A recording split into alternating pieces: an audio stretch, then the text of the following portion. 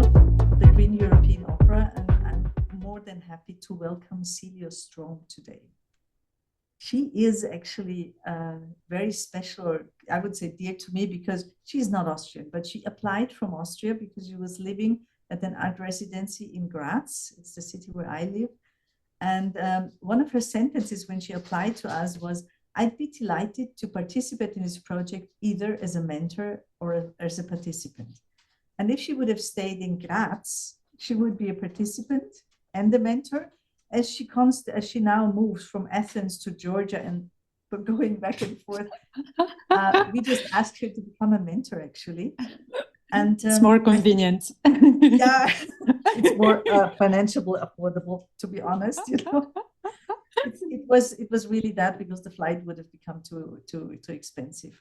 But she's trained initially in 3 fields, and I think that makes her very, very interesting, especially for us in general, and at this moment of development of our project.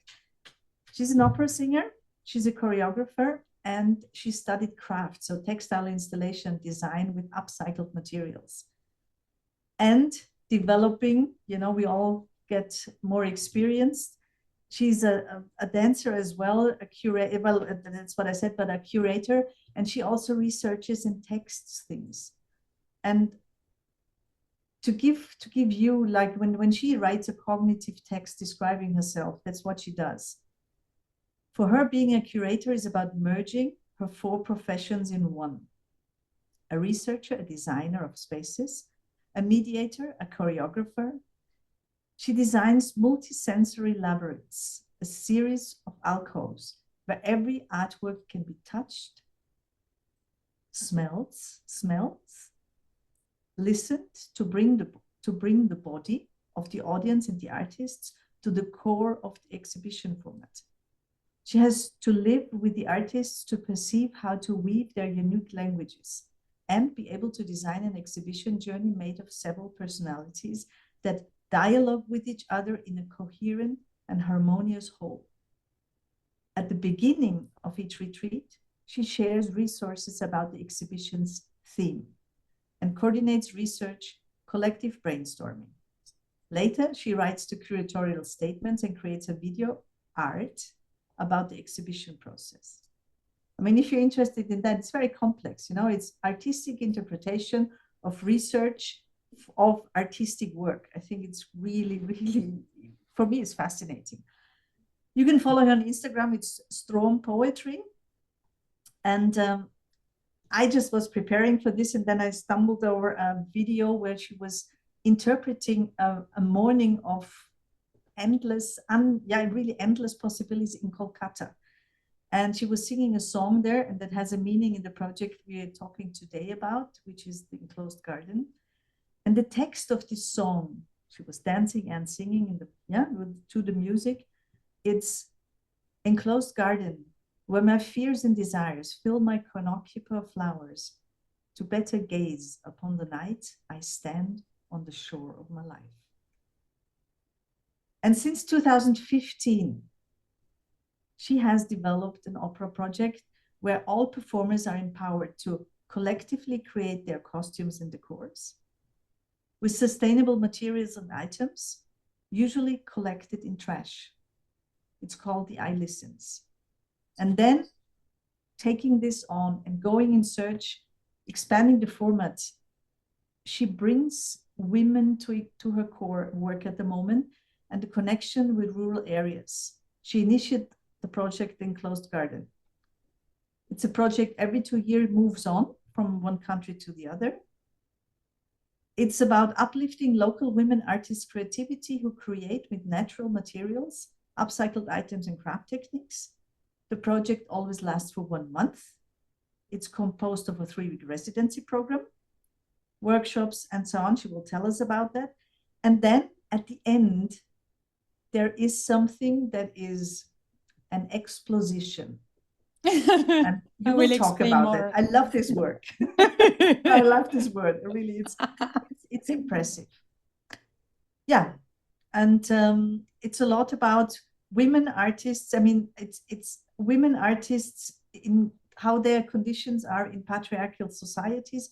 But I will just say why don't you open, my dear, and just start? I'm your assistant for the day, and will leave my screen just because Celia asked me to share the screen for her. And so you can see Celia and the things she's talking about at the same time.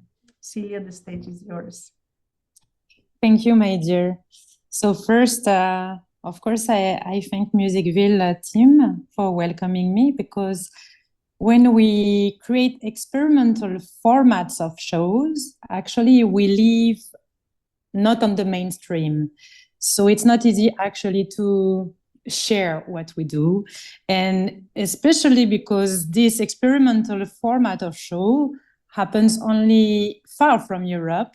So not so many people here knows about the project. So I am super happy to share more. So as you said, I come from different backgrounds. I started to dance when I was 5.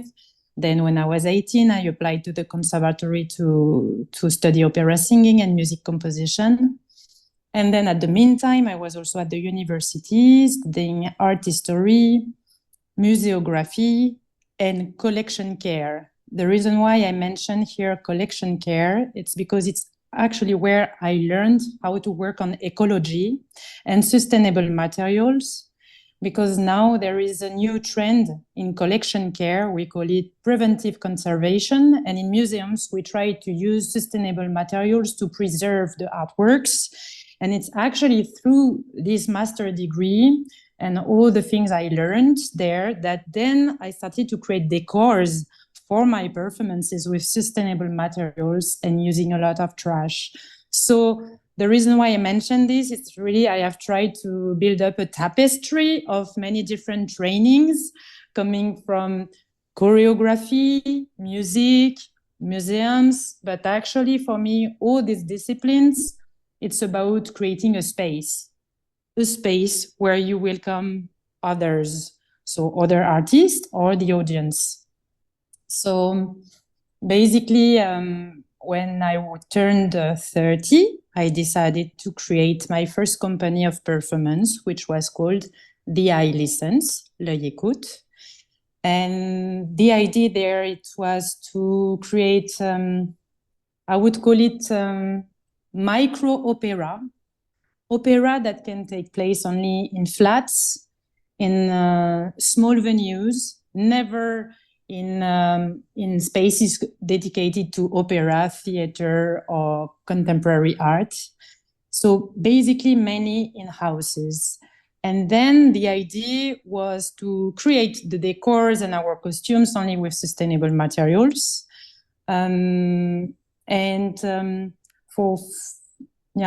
For 4 years, I was working a lot on this company with colleagues from Berlin and from Paris. And we would try to create an immersive experience that stimulates different senses. So I was working with a friend of mine who is perfumer to create the smell of the space and the smell of us, the performers. So every time we would have a performance, the audience would first enter inside of a room with a very strong smell. And then the performers would not only sing, but they would also dance, speak, touch the audience, interact in many ways. So this was the first experience of experimental project. It was a first research. All the performances inside of the company l'ECOUTE, the I License, were inspired by art history. So I created a performance about Magritte, about Caravaggio, about Frida Kahlo, about Picasso. And then one of them was about The Lady and the Unicorn, which is a tapestry from Middle Ages. And this, it was commissioned by an institution in Paris. And I started to study The Lady and the Unicorn in depth. And it's where actually, I would say, I started to focus on ecology, feminism, and queer identity, because The Lady and the Unicorn is clearly a very queer symbolization of art. Inside of this tapestry, you have thousands of species of plants and animals which are not clearly identified. Even now, we don't know exactly the names of all these species, and it was quite new to represent a woman inside of this decor, and also this woman on this tapestry is having a dialogue with a unicorn. But the background of the tapestry is actually to speak about the story of a rape. And so when I had to create a performance about this, I invited some women artists whom I know, who already had stories to share as well about sexual abuse. So then my project became much more psychological. And at that moment, I understood that I did not have enough skill to actually create deeper this performance. So I started a training in psychology at that moment. So this was in 2018. At that moment, I was moving to Georgia. This performance about the lady and the unicorn was co-created with a film director from Georgia. Her name is Salome Jashi. And from this performance and this collaboration, we decided to create a festival in Georgia for women artists. So it's the way the enclosed garden was created. And why the enclosed garden? It's because this lady and the unicorn, the set around the lady and the unicorn is what we called an hortus conclusus, an enclosed garden. So it's an enclosed space with a lot of different species. And so therefore we took the name of this element of the tapestry of the lady and the unicorn. Also, it's because the enclosed garden, it's a metaphor about rebirth. When you have been going through trauma and different challenging episodes of your life, sometimes you need artistic practice to go beyond that. You need to go through this kind of experience to transform. And the enclosed garden, it's really a metaphor of a place where you plant new ideas and then you have new seeds, and then you don't do it alone, you do it collectively. That's why for us it was obvious that the enclosed garden would become a very collective project. So the first edition of the festival happened in Georgia with a co-management with Salome, who is Georgian, because this festival to me cannot happen in a country with a curator from France. Otherwise, we come with a kind of conflict there. We see that it's not okay to organize a project in a country where you have not been raised. So with Salome, we started to imagine together the theme of the first enclosed garden. So every time we have this festival, we have 5 phases.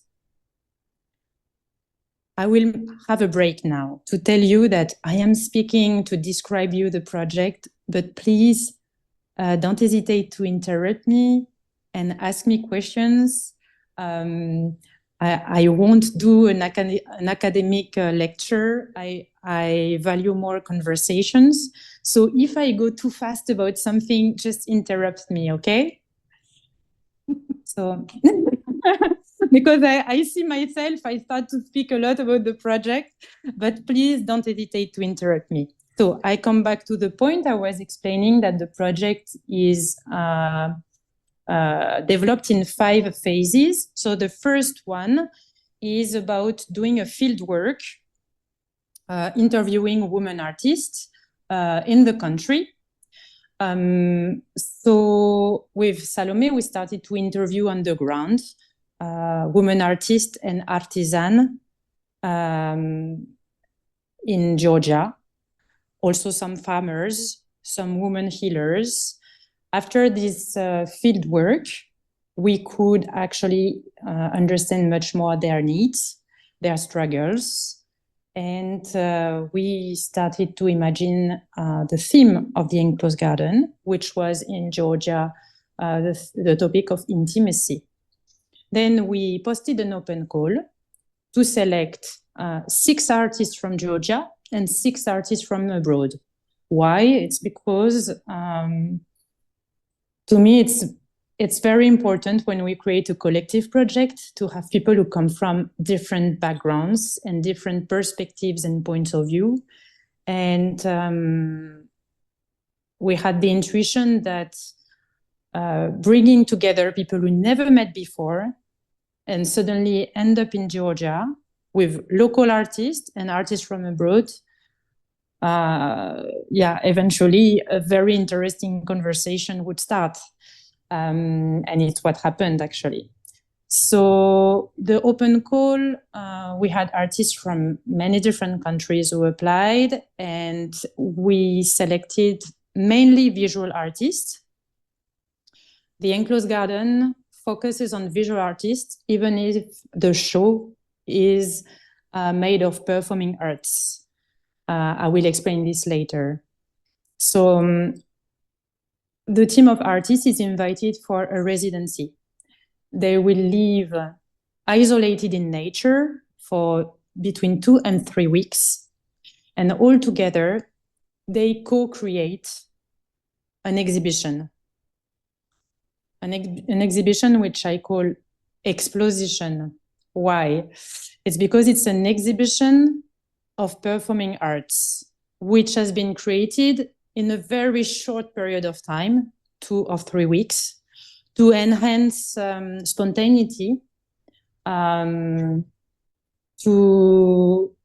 have the feeling that we create for 3 weeks as if we take an elastic, and after 3 weeks, we just free this elastic, and like everyone is ready to perform. So it's a very short period of time to actually get to know each other, to learn from each other different art techniques, because some artists are video artists, others do photography, drawings, textile installations, poetry, many different kind of art fields. And after 3 weeks, isolated in nature, we come to the capital. So in Georgia, it was Tbilisi. With Salome, we found an abandoned building, and we got the authorization to organize the exposition there. And the concept of the exposition, the format of the exposition, is to open for 3 nights. It happens only between 6 p.m. and midnight. And for 6 hours every evening, the artists are creating live a series of artworks in front of the audience.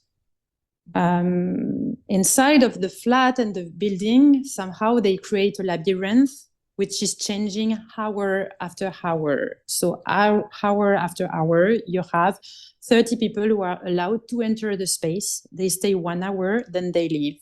1 hour later, a new group of 30 people can enter, visit the labyrinths, and then they leave.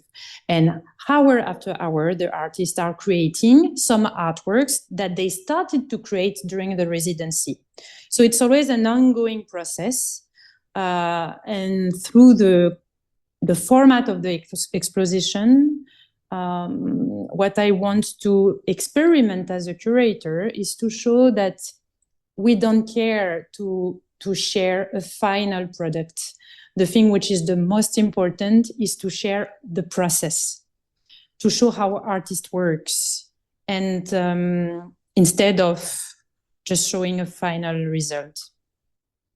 So the exhibition, the exposition, lasts only for 3 nights, because as you can imagine, it's very exhausting to perform 6 hours per night for 3 nights.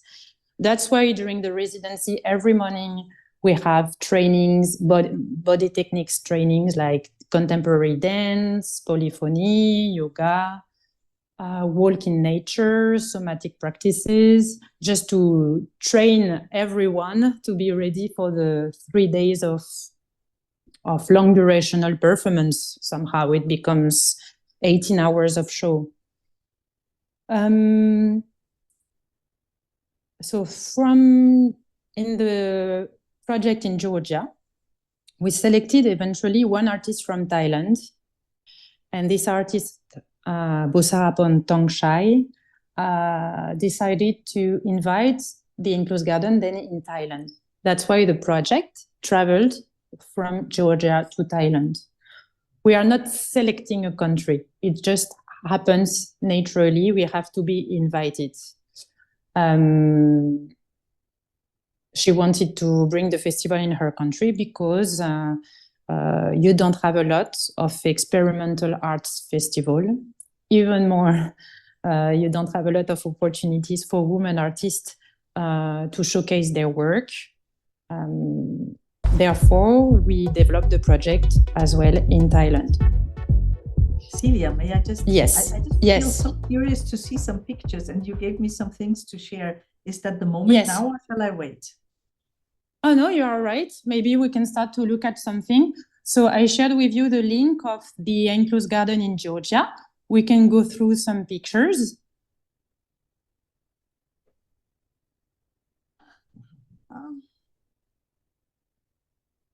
So this is not Georgia now, but this no, is this is the main website of the collective. Right? Yes, this is Georgia. Yeah. So you can just scroll down. This is the map of the exhibition. Then it's a little text to explain each artworks that were happening in the labyrinth. And after this text, you have all the pictures. So maybe on Zoom, it's more easy to just go through the pictures. But if you're interested by the project, just before the pictures, you have a link where it's written, listen to Diane, and it's one member of the collective, Diane Barbet, who is a sound artist, who did a kind of vocal recording where she explains during 6 minutes how it was to visit this labyrinth, and it's a very mesmerizing moment to listen to her. So I warmly recommend if you want to imagine a little bit more. And then these are the pictures. The link, because they might not see the links you shared with me because they came later, but I shared now the link so everyone has it. And if you want to research deeper, you can open it after. Yeah, because even here on the page of Georgia, you have a lot of videos, so it's better that everyone can click on the video, listen to the sounds. So basically, you see the artworks that artists created. So for example, one artist was photographer, and she proposed to each artist of the team to take a kind of portrait of her. But some didn't want to be in front of the camera, so they just brought their favorite objects, and she took a portrait of them through their favorite object. Then you see the perfume that we had in the exhibition. So my colleague Quentin Biche, who is perfumer in Paris, who is a friend for a long time, I proposed him to collaborate for this exhibition. And he created a fragrance called the Blood of Unicorn, which is actually the smell of period, of menstruations. And we put this smell, which really smells menstruations, on the walls, on the floor, on the ceiling, without telling to the audience that they would have a smell in the space. And it was very interesting because people would enter and would say, it smells so good here. What is this smell? So it was a very interesting experience.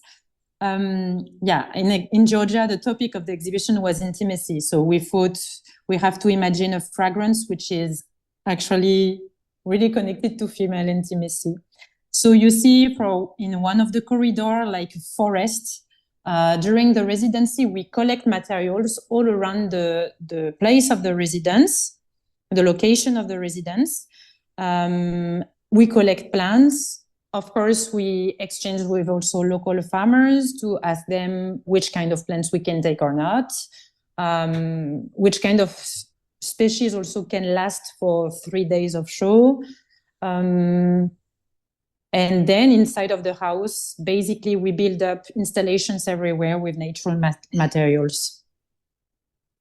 So you can see the different alcoves of the labyrinth. In each alcove, the artist would choose either to do a performance or just to exhibit their artwork. Wow. And on the right of the page here, you see a little video on YouTube. It's a little reportage about this exhibition. So if you want to have a look, maybe. So basically, when we organize the festival, we use whatever materials you have around you. So for example, just the picture before here, you see sheep wool, just because we were in a residency space surrounded by farms. And so therefore we collected a lot of wool, and one room was totally covered with wool. And it was a space where inside of the wool, we have hidden a lot of car speakers that we bought in the bazaar in Tbilisi, and people could actually lay down on the sheep skin, on the sheep wool, and listen to some sounds coming from the residency space, but without seeing the speakers, because we really choose a lot of little car speakers. So basically, the experience is also multidisciplinary, like in my former company of performance, the I Listens. Also, it's a way to reinvigorate what was opera for me at the very beginning when I studied opera. The idea was to shake the emotions of people. And when you organize a show that stimulates different senses, suddenly we all experience, the artist and the audience, a very strong moment.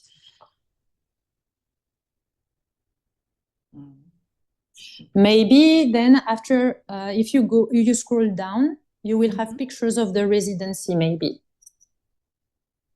Or maybe it's in another page, I don't remember. Yeah. Oh, it's here, yeah. Yeah. So yeah, here was the residency space, very isolated.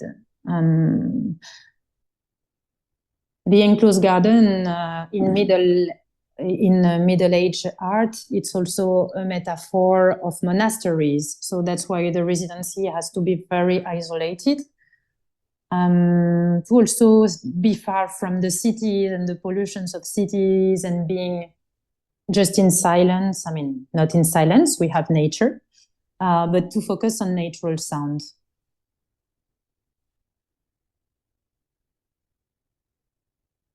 So yeah, it was the house, a very old house. And the landscape around, and us with a car, an SUV, to try to collect as many plants as we could. Yes. And then you will have pictures of the venue, I think, after. Yeah, so it was in this building, behind this door, and it was the flat when it was empty, the first day when we arrived.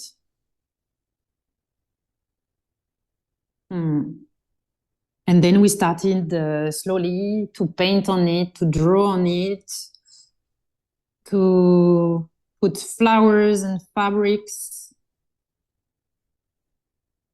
to cover the whole space. And during the show, hour after hour, we would cover the space even more, or we would destroy also some things. For example, one of the women did a kind of fresco with drawings of bodies on the wall, and at some point when one of her colleagues was fed up of this fresco, she just erased everything during 1 hour, because we are all allowed to intervene on the artworks of others, because the philosophy behind is that no artworks belongs to no one in the group. And at the end of the exposition, after the 3 days, we also consider that no artworks belongs to us. Therefore, we can give some artworks to some visitors who came during the performance, or we have to agree who wants to come back home with some elements of the artworks. So we try also to challenge this idea of art is not an individual creation. And everyone is credited as if all the artworks were done by the whole group, even if, For example, some musics might have been composed by one person, but we credit everyone for each artwork created.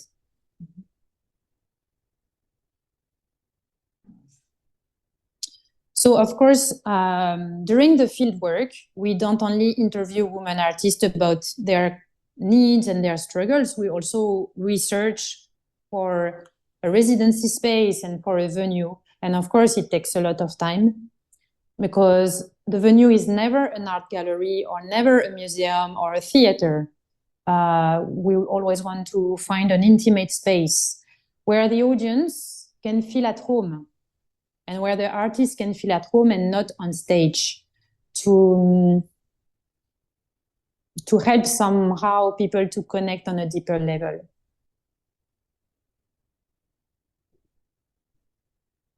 So we started the festival with a very small budget because we need to speak about this kind of topic. Because at the beginning, when your festival doesn't have any background, it's not easy to get international fundings. Therefore, at that moment, Salome and we applied for a program in 2019. It was called Opportunus. It was a program from Creative Europe. It was a small grant. Both of us, we got 6,000 euros. So we had 12,000 euros together. And we thought, okay, with 12,000 euros, we need to find a way to be able to invite 12 women artists and pay all of them. So we shared our personal grant to actually fund the first edition of the festival. So it's how it has worked at the beginning.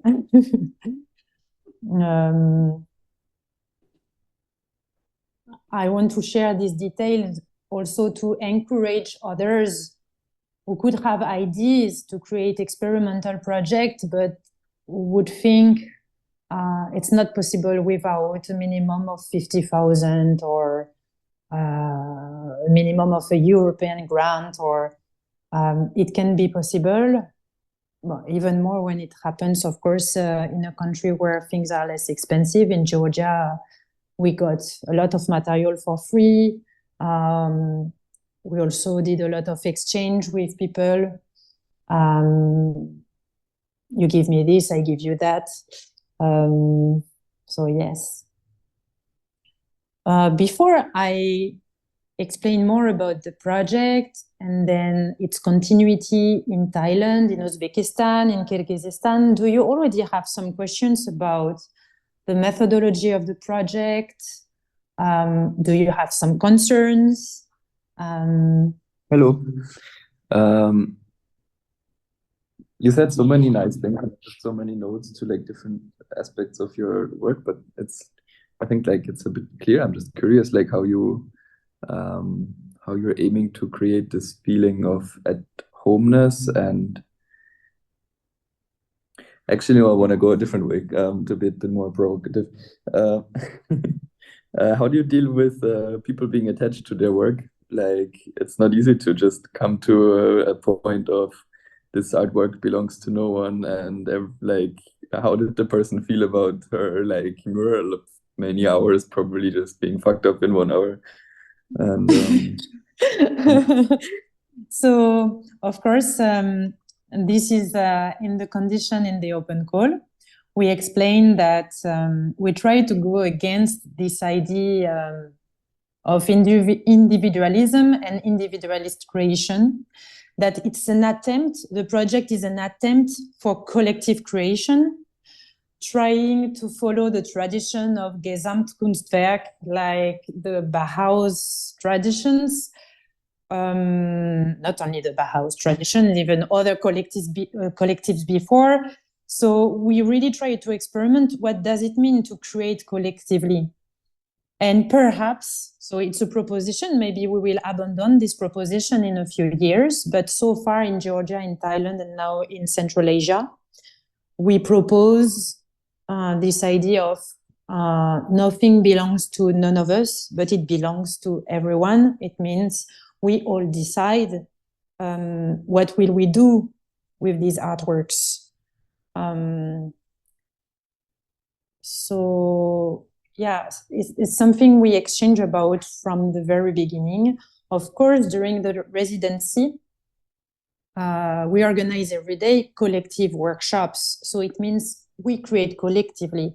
For example, when we have a collective workshops on sculptures, we all create sculptures all together. So of course, no sculpture belongs to one or another because we created it together. Or when we have a session of dance composition, we all create a choreography all together. Some artworks are individuals because it's true, someone might take photo, so she's the one who takes photo for others, or it has happened, for example, on my case, that I composed some polyphony. The polyphony doesn't belong to me. I composed the polyphony from the words that they all shared every day when we had a session of collective sharing, because every day during the residency, we have a moment of collective sharing, and I would collect some keywords that would always come back in the conversation. And after a few days, I was able to write a text and compose a little song and propose to the team to actually collectively sing every morning with this little song. So, but it was the song that belongs to the group. And everyone was free to interpret it the way they want. Did I answer your question or I go too far? I not really. I think like a little bit, because I completely agree with the ideology behind it, and I think it's a really, really nice approach also to kind of decentralize or yeah, to acknowledge actually where art comes from, and like to research collaborative processes. Another like what popped up, which wasn't sort of fulfilled, is like how, like maybe it's also summarized in this question of like how did you then very practically like organize the decision-making processes, and how did you deal with, were there emotions coming up when people like were not as cool about it as you were about your polyphony? That maybe so somehow did that come up, or was it like was it actually then easy, as so you far already?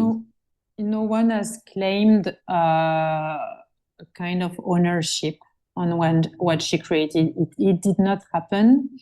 And for example, in Georgia, we decided to actually contact a school of design and architecture to propose to the students to come at the end of the exhibition and take whatever artworks or materials for them. And this was a collective decision, and it was super great because, of course, some students also came to support when we were setting up the exhibition. So I don't know, it was a smooth exchange. And then in Thailand, I don't remember who got the idea. Maybe it was my colleague, the co-curator from Thailand.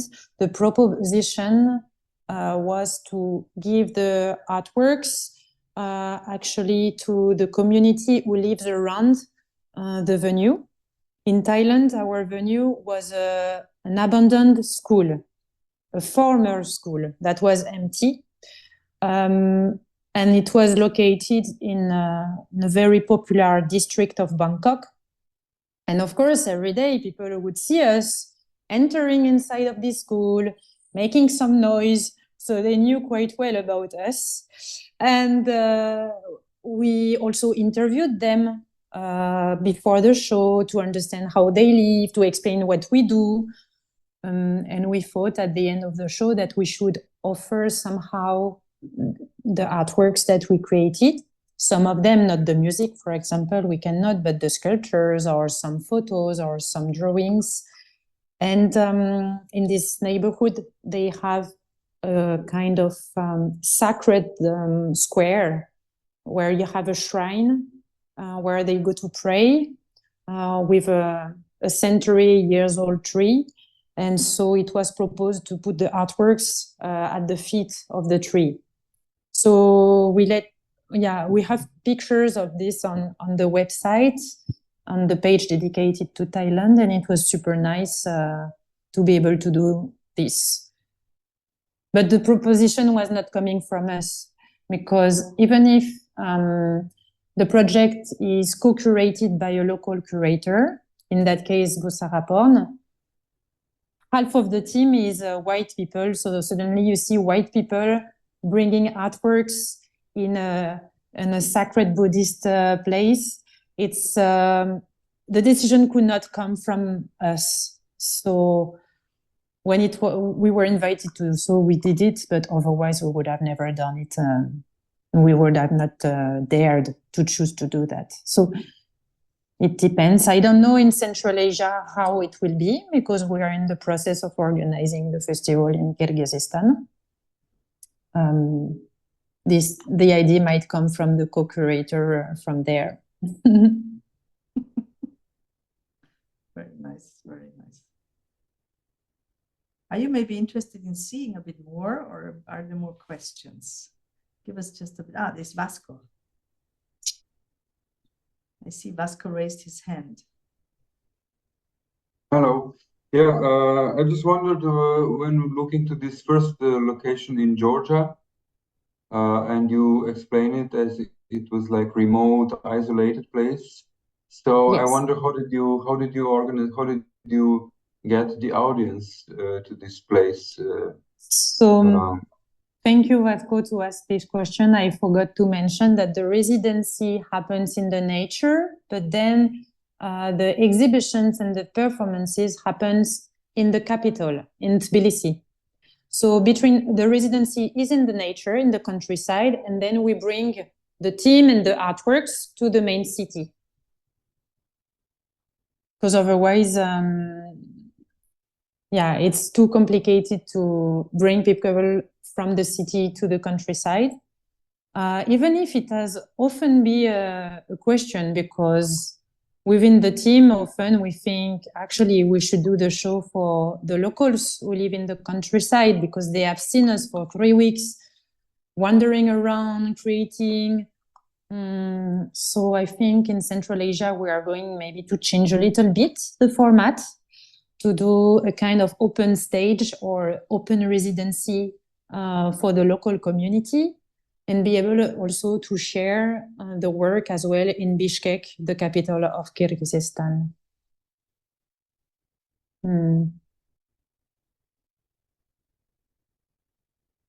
The reason why it happens in the capital as well, it's because, for example, in Georgia or in Bangkok, we wanted to invite a lot of students, a lot of NGO who works with women, and they are all located in the capital. So then it's in the capital where you have the bazaar, these huge spaces where you can find whatever materials. Yeah, and this is in the capital. So it's more convenient when we build up all the decors and the structures of the exhibition. Yes.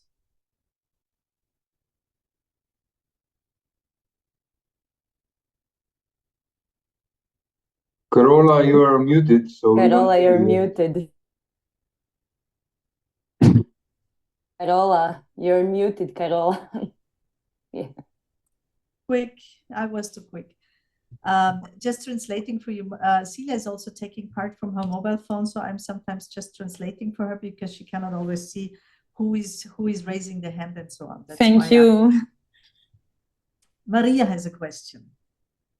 Yes, I was wondering about this translation between, something happening in a very different area than where it is presented, because obviously I think the surroundings influence quite a lot the way that artwork is produced. And I was also wondering, the second thing, which is kind of connected to that, is you mentioned that, residential places are around these locations where the residencies are happening. So people live there, and you facilitate some kind of interactions, or because I guess in my experience, the works that are produced in areas like that often tend to be site specific in a certain way.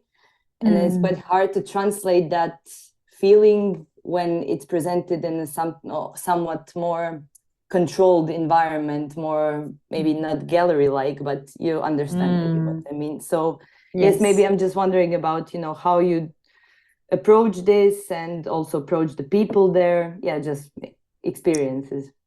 So the way we connect with the people is through a series of interviews. We try to interview as many locals as possible, but even before the residency, when we do the field work among the curators happens 1 year before the festival. So it's when we actually start to interview a lot of locals in different places actually of the country.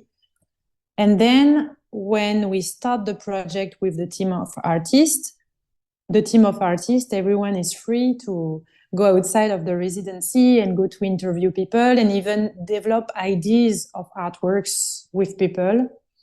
I remember in Thailand, a couple of artists who wanted to create about ghost stories. So basically they would also interview people who would live around the venue about this topic. And then about the second question you asked, in the residency, I would say we focus more on training ourselves. So we have a lot of multidisciplinary practices like dance, polyphony, yoga, poetry, acting, sculptures, many different practices during a day. And we start to develop ideas of artworks, but actually we create all of them then inside of the venue. So we arrive in the venue 5 days before the show, and we live there day and night in the venue so that the venue becomes our home, that we really feel connected to the space. We don't stay all of us day and night there. So sometimes we are just 3 in the space, 2, 5, 6, it depends. And for 5 days, we create inside of the space with what we started to create in the nature, but we just started something. The residency is more focused on getting to know each other, connecting on a deeper level. And the thing which is the most tricky to me to build up in a collective project, which is multicultural, is the trust. So actually, to me, the final aim of this project is not about creating an artworks. It's creating a nice memory of the people with whom you have worked. For me, in general, creating art is just a reason to find a way to communicate better. So the aim of this festival is not to create art. It's to understand each other when we come from different countries. And all of us, we have preconceptions about others when we come from different countries. So this is the most challenging part of the project.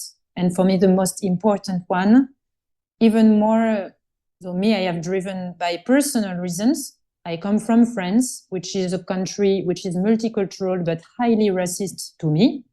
And so it has always been for me a challenge to try to understand how things work there between people from different countries and how the politics manage this.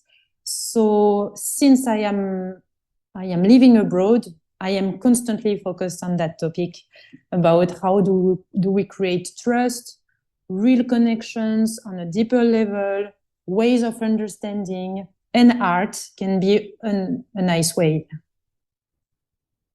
So I answered much more to your 2 questions, but it's something I forgot to mention before. This festival is not about creating art. It's about creating trust.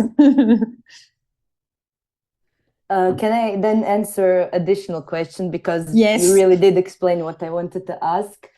But then, I mean, I think in the process of creating trust, it can always happen that, you know, disagreements come. And if that happens, actually. a lot. So if that happens, how do you go about managing that? That's why we call it explosion as well. It's an exhibition of explosions of misunderstandings. Of course, how do we manage it? We manage it, I think, all of us, because we all share, we all aim for empathy. We all aim for an art project that help us to heal and transform. And as it's our main goal, it helps, keeping this in mind, helps us to go beyond some issues. But some issues were really tough. I mean, in Thailand, for example, we had a lot of disagreements inside of the team. And it became, I would say, the main, it was the scenario of the exposition. It was really connected to misunderstandings. It means during the performing art practice, during these 3 days of show in Bangkok, we also used our misunderstanding as a topic of exploration. And yeah, it was super challenging. Mm-hmm. May I? So when I'm just have an additional question there, because I mean, I work mostly with people who don't live in a place, you know, they just are not at home where we work. And one part was in refugee camps, and we had clowns traveling there.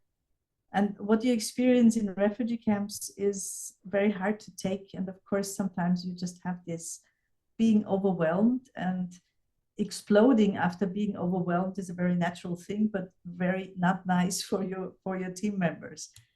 And we just learned to create, to acknowledge what each individual needed to have a safe space, and to respect that. And the question is, how do you create safe spaces? Because that needs a bit of self-awareness. Who am I? What does help me? Is it just my mind? Is it, do I need to fill my soul by my heart?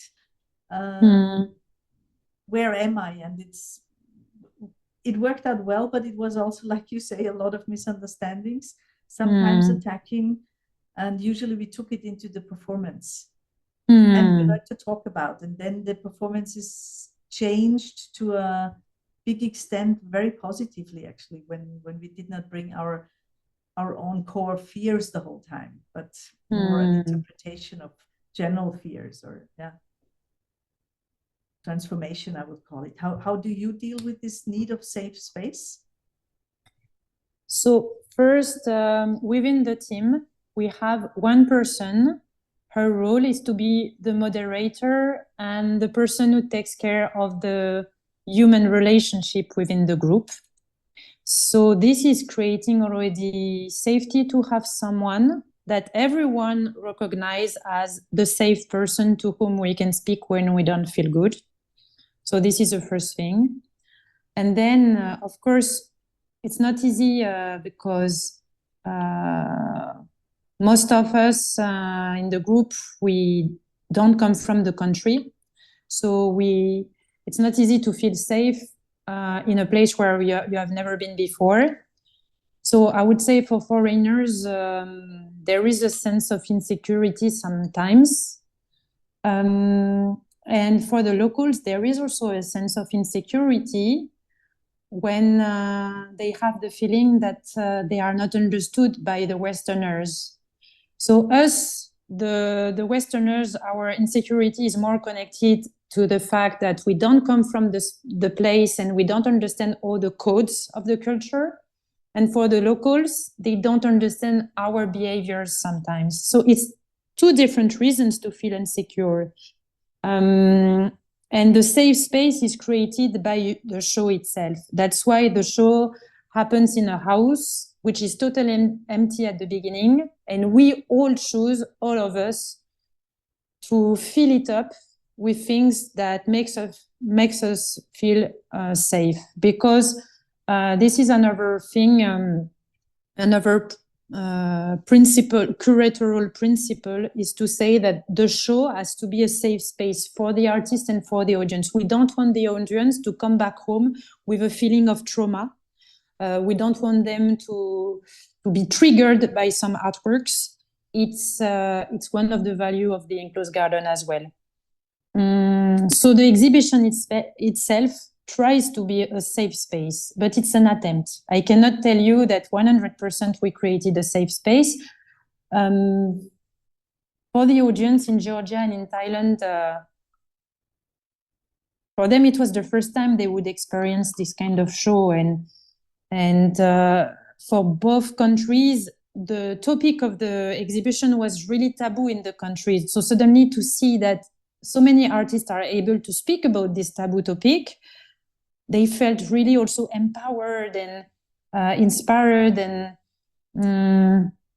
it was a very warm welcoming in Thailand and in Georgia. In Thailand, the topic chosen by the local curator was the topic of silence, and especially she would say how the Thai government is silencing all of us from school to the daily life. And so it was very strong because in Thailand, it's close to be considered as dictatorship. So people are suffering a lot about the fact of being silenced since childhood. So some people would cry during the exhibition. It was very strong. And we have one local NGO who reproached us not to have a kind of psychological support even during the show. One of the local performers from Thailand decided to do a performance about a personal story, about a story of rape that would have happened in Thailand. And it was very strong for the audience that she would open up about it. And yeah, we did not have a therapist to support people who could be triggered by this story. So as I told you from the very beginning, it's an experimental project. This is experimental art. It means that the knowledge we gain help us to transform the format of the project. So in Kyrgyzstan, it will be different. We will have a therapist in the team.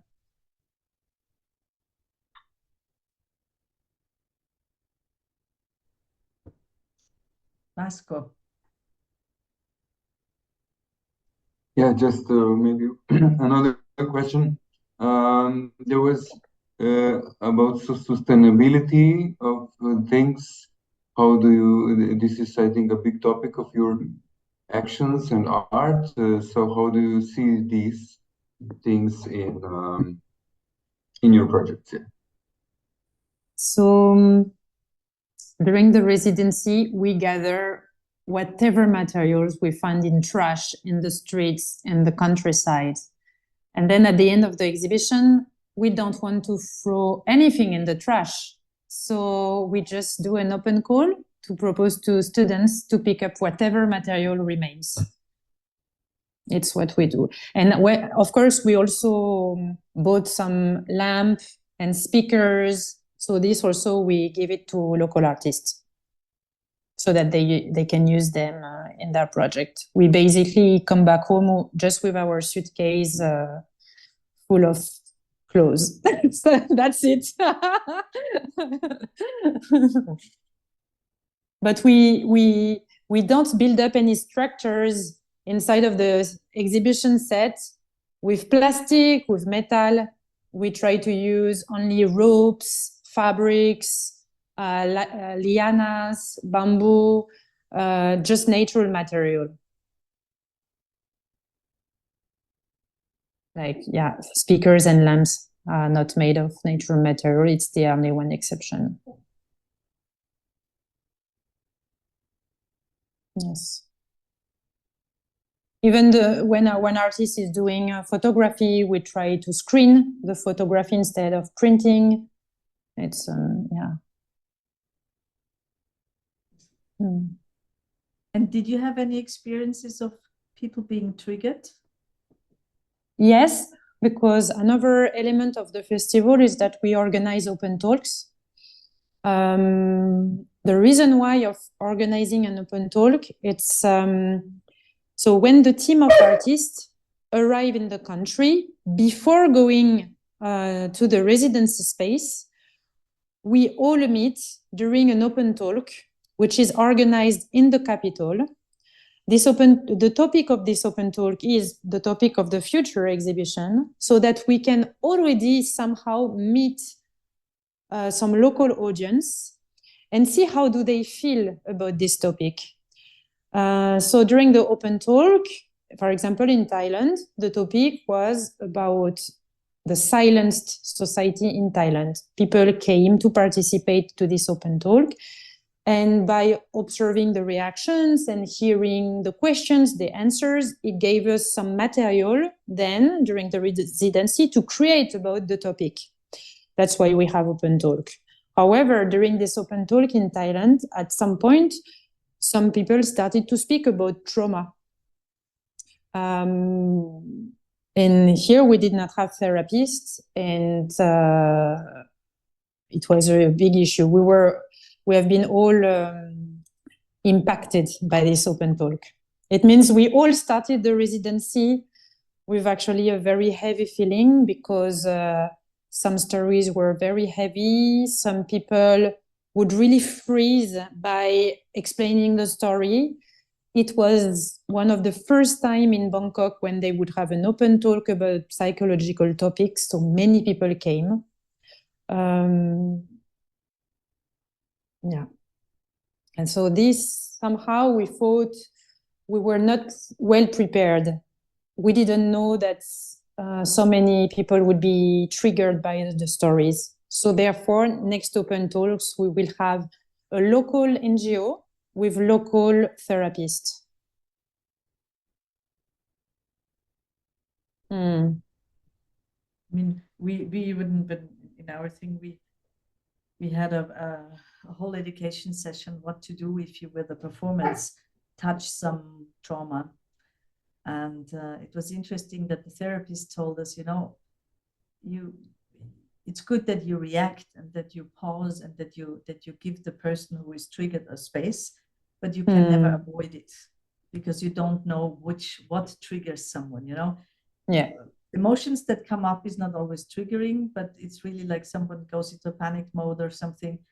You never know what does that exactly, and sometimes the person can explain only later. And it was quite relieving for us to know that we are not responsible for the trigger.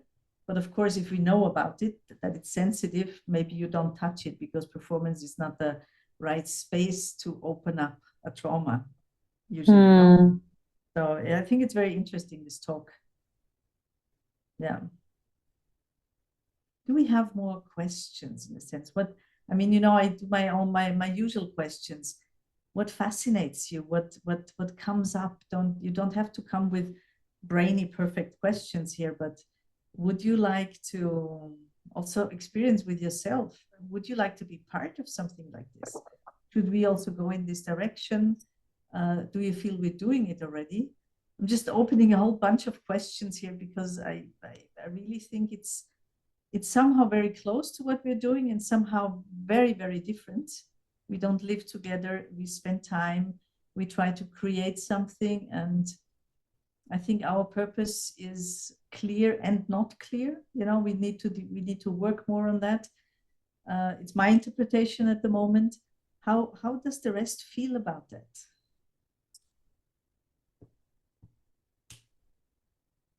What inspires you? It's always there. What inspires you? Where are you curious to know more, or to experiment with it, maybe?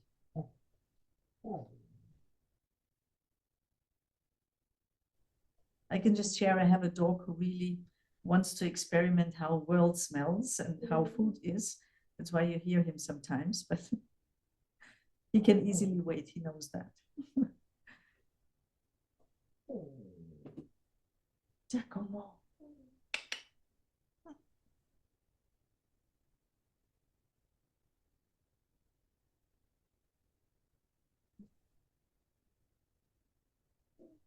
Yeah, I mean, for me, it's similar, like you said, Carola, that it's some things.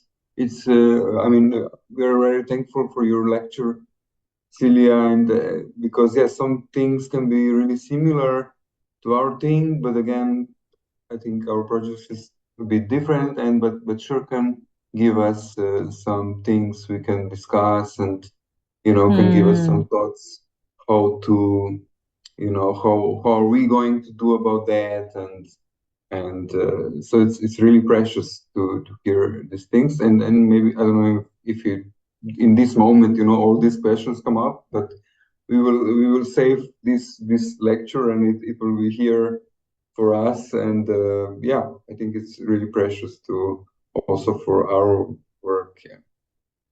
And if you have questions later during the development of the process, don't hesitate to share, because even me now I summarized the project, but I forgot to mention a lot of things which I find crucial. So if you go through the website,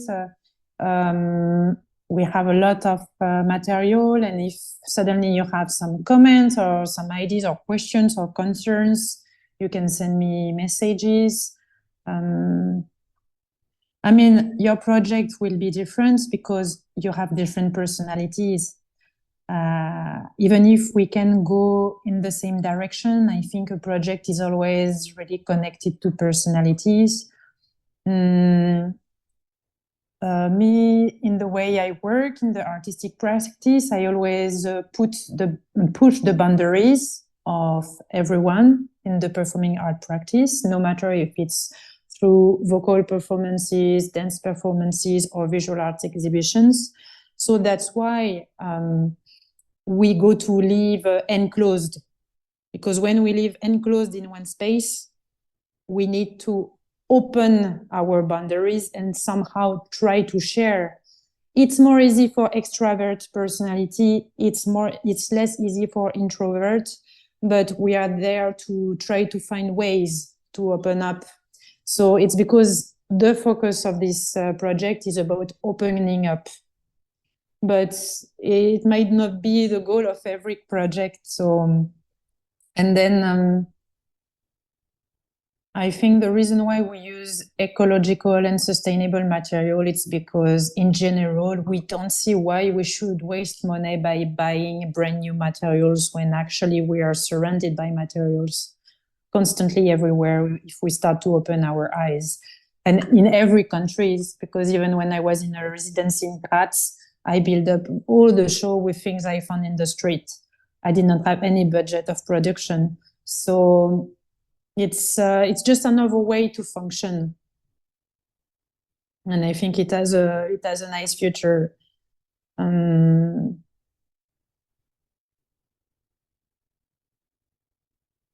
Maybe the similar aspect between our project is that it's multicultural, and we try to understand each other when we come from different realities. Maybe. Mm-hmm. Yeah, it's nice. Camilo had a question.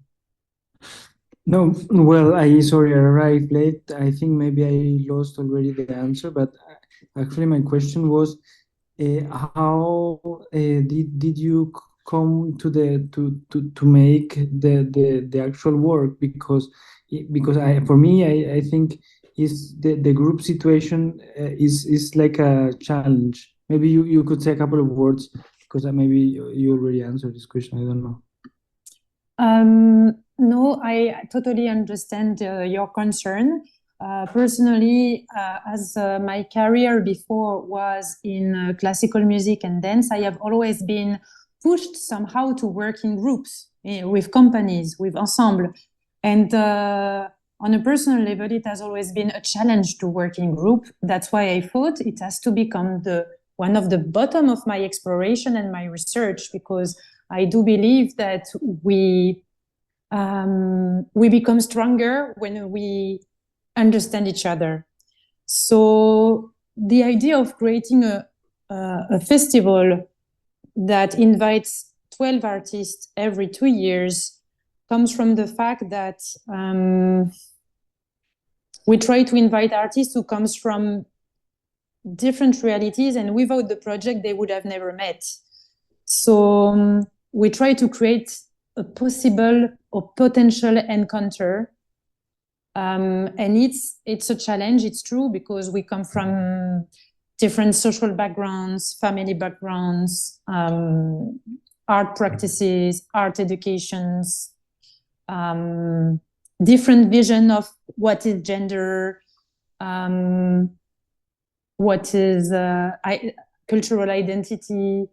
So, but I would say the thing that helps is that we live together.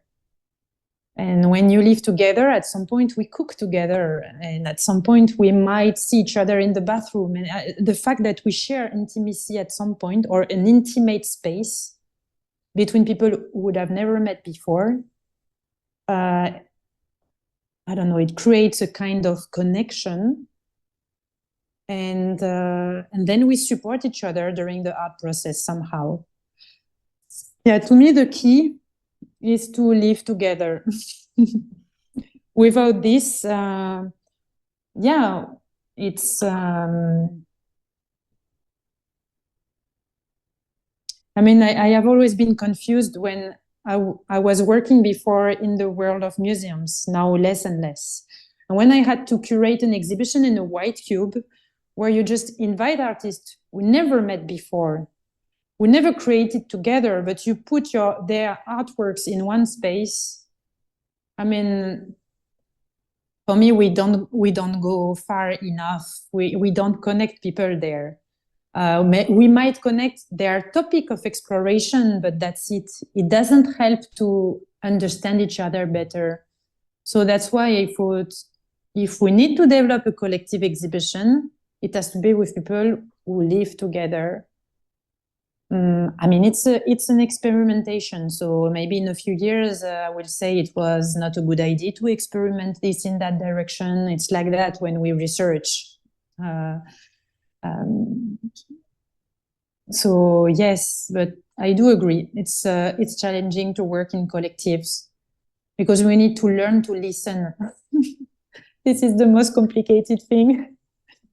To listen, to develop empathy, because as we speak in English, and it's not our native language for all the participants, we misuse sometimes vocabulary. Sometimes we cannot describe accurately our thoughts, our feelings, and then it develops a kind of frustration, even bitterness.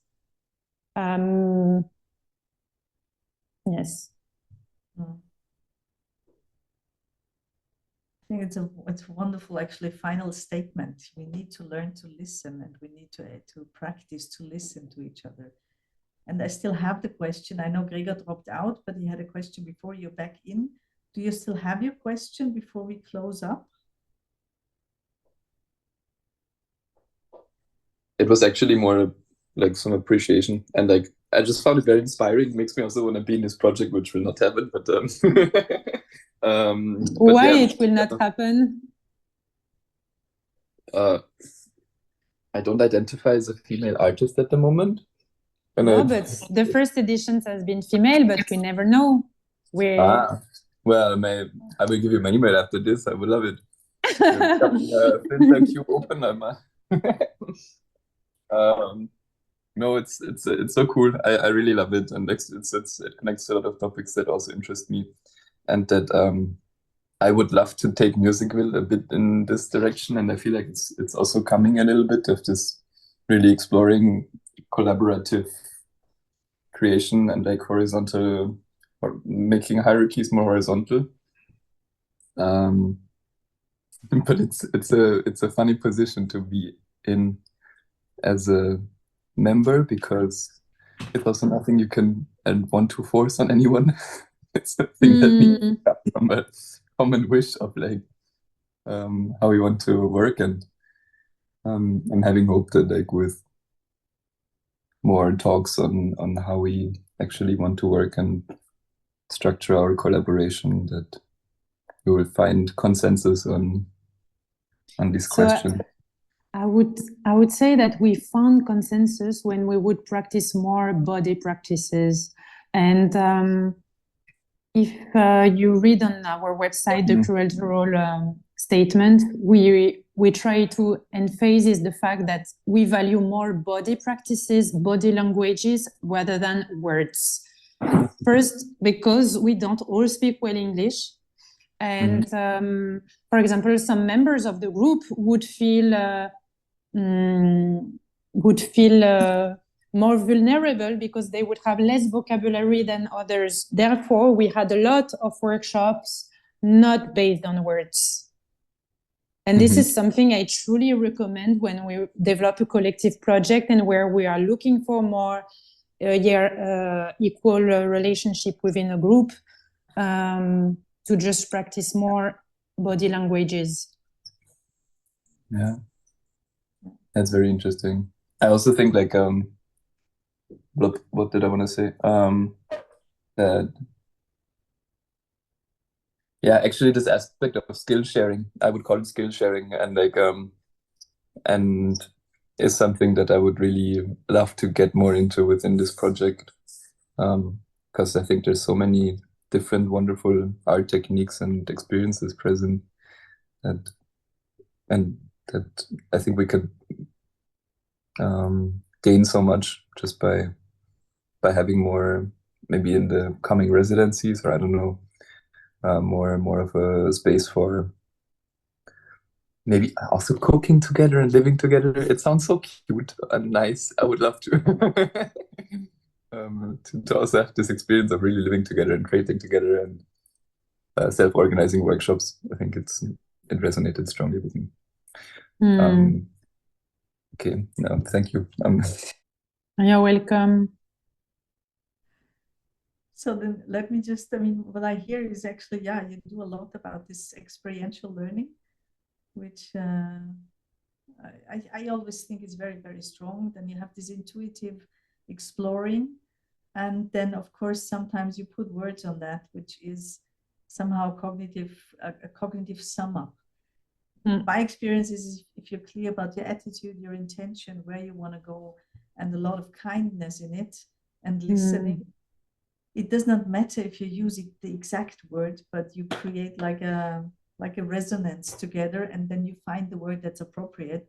And it's even understood if someone does not know the vocabulary or something. And I think this listening, hearing and listening, yeah, we can both turn them around, but there's a thing what you get with your ears, and there's a thing what I call you get with your heart or with your whole system, and the embodiment makes such a big difference. And voice for me is one expression of embodiment, and movement is another one. And realizing not how do I feel or what disturbs me, but where do I feel disturbed, or where do I feel fascinated, and which part of my body acts to that or reacts to that. Yeah. I would like to sum up, my dear, and just say thank you. You're welcome. I feel my dear. I feel like saying my dear. It was such a pleasure, and I think it was you are here at the right moment. Like I told you in the beginning of this project, for us, sharing something that works, that is even digging much deeper than we did so far. And I'm not even sure if we're planning to do that. We are planning to create something new and to transform and to develop our own language. And I think for language, we need to listen. To create the language, we need to listen, we need to hear, we need to interpret, and this with all of our senses.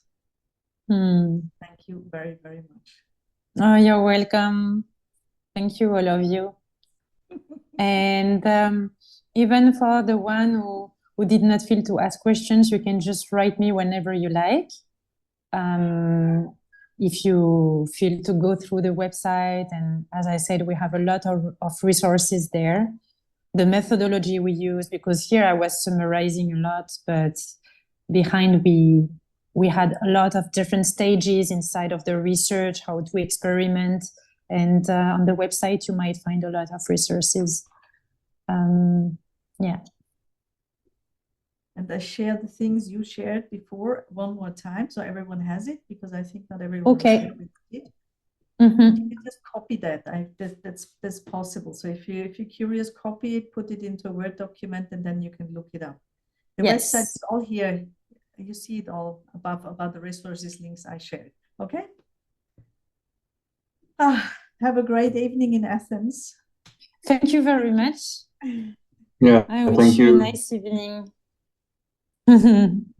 Thank you all. I wish you really all the best for your project, and we keep in touch. Yes. Thank And you. we would like you to be with Thank us you. when we perform. With pleasure, of course. I mean, we are not so many to experiment new format of our project, which are multicultural, multidisciplinary, ecological. So somehow we are part of a network that needs to grow Mhm, mhm. because And we're all researchers. Exactly, yeah. And Anna did it. She says, "Thank you very much. It was very inspiring." So if you have a word for Celia, please put it in the chat, because I think she also needs to know and deserves to know how you feel. Was it inspiring? Did anything new for you? Give her some And even feedback. if you have concern or disagreement, you can share it because it's part of the research. You can also share it on my Instagram, Celia Stroom, with double O. And yeah, everyone. Thank you. Bye. Bye. Bye. Bye bye.